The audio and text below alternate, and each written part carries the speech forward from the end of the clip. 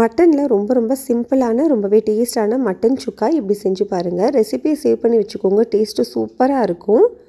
இதை செய்கிறதுக்கு குக்கரில் எண்ணெய் சூடு பண்ணிவிட்டு இது கூடவே ஸ்பைசஸ் எல்லாமே சேர்த்து தாளித்ததுக்கப்புறமா ஒரு பெரிய வெங்காயம் 1 டீஸ்பூன் இஞ்சி பூண்டு பேஸ்ட்டு சேர்த்து வதக்கிக்கலாம்.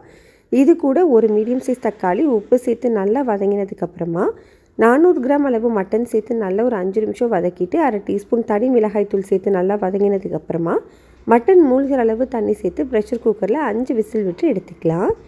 இப்போது நம்ம ஒரு ஃப்ரெஷ்ஷாக பவுடர் ரெடி பண்ணணும். அதுக்கு தேவையான பொருள் எல்லாமே சேர்த்து நல்லா வறுத்ததுக்கப்புறம் இதை அப்படியே பவுடர் பண்ணி தனியாக வச்சுக்கலாம்.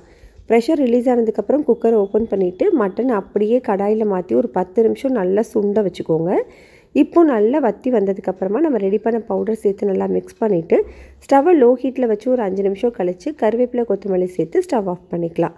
சூப்பரான மட்டன் சுக்கா ரெடி ஆகிடுச்சு. கடாயில் லாஸ்ட்டாக கொஞ்சமாக அந்த சுக்கா வச்சுட்டு சூடான சாதத்தோடு பிரட்டி சாப்பிட்டு பாருங்கள். டேஸ்ட் அவ்வளோ சூப்பராக இருக்கும்.